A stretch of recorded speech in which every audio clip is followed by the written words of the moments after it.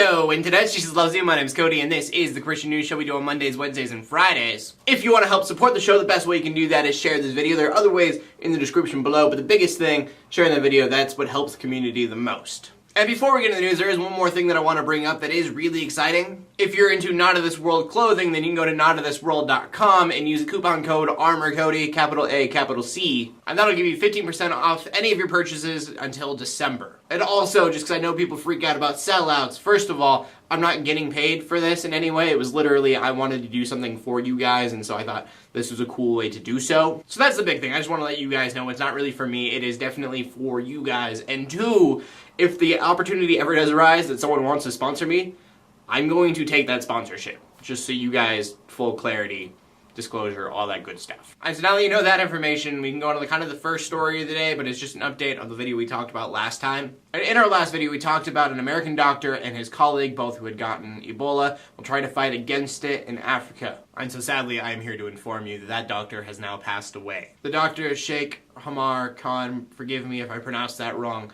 is definitely just a hero. Kind of sad to admit, but I know me personally, I definitely could not go into a place and try to fight against Ebola, even if I knew how to do that. So what I'm trying to say is just, so much respect for a man that can do that, because that takes so much courage. And so we're kind of focusing on him because he's an American and I am an American, so that's what's in the news. But do remember that 1,200 people are being affected by this right now. And so two things. I'm going to leave a link in the description below for Samaritan's Purse if you want to go donate to them. That's where that doctor came from. And two, not everyone can help out financially, so just remember to keep your prayers out for them. And then our next story I'm going to kind of go through quickly because it's not really a Christian news story, but it is viewer requested and I did think it was pretty cool. So we got Westboro Baptist Church, doing their thing, protesting Panic at the Disco, which, as we all know, not the most Christian of groups. So Panic at the Disco decided they were going to donate $20 for every Westboro Baptist protester that decided to show up to their concert. But according to Panic at the Disco later on, they said that the turnout was kind of weak for the Westboro Baptist Church, so they decided to donate $1,000,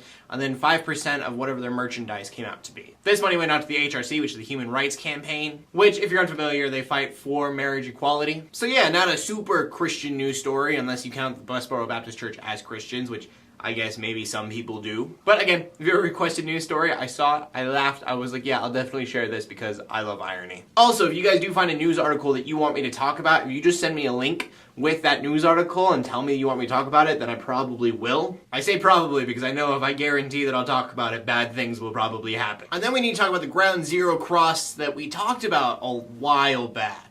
That video was quite a while ago, so to catch you up, there was in the wreckage of the World Trade Center 2 support beams that made kind of a cross. And everybody decided that was going to be a historical piece, but atheists didn't like that, and so they brought it to court. And I do kind of understand where they're coming from on this, because for many of us, especially Christians, the cross is comforting. It's something that we are familiar with, and it reminds us of Jesus and everything that he did. And atheists don't really have that connection to the cross, and so seeing it at a site where they lost loved ones, they're really not too happy about. And I do get that, and it makes sense to me, but I don't think it's enough for me to say, yeah, you should tear that down. And so the update to all this is that the court decided against this, and the cross is staying. And so I know a lot of atheists are really upset about this, and it's really bothering them, but just for a lot of people, and I mean a lot of people, they see a little glimmer of hope in a pile of devastation. And I think that little piece of hope has helped a lot of people. And from that, we're going to go to the final story of the day, which takes us to China. We've talked in the past about this church being taken down because it was against zoning regulations. Well, in the town of Zhejiang, which I'm probably saying incorrectly, over 100 churches have been notified that their crosses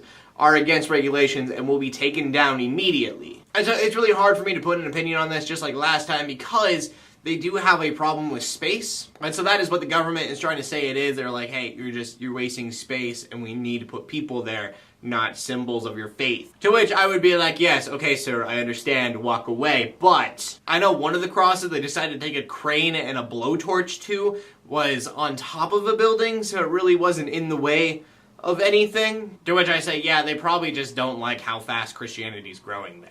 Also, Christian or not, I don't understand how the economy works there, but I'm sure that the people of China paid in some way through taxes for that crane and blowtorch. I would be so ticked off if I found out that's where my tax money was going. Like, I know if that happened in the States, there would be riots, and it wouldn't just be Christians that were mad. And from that, we go to the question of the day and my fancy new end card. And that question is, why do you think that China is taking down these crosses? Do you think that they have a perfectly good reason? What would that reason be? Or do you think they're just going up against Christianity? As always, please leave a comment in the comment section below with your answer, because I want to know what you guys have to say, either on that, on something else I talked about, or just whatever you want to say. As always, my name is Cody, bringing Christian news in a not so boring kind of way every Monday, Wednesday, and Friday. In closing, let the haters hate, let the Christians pray, and to everybody likes and subscribe, I will see you later, and God bless.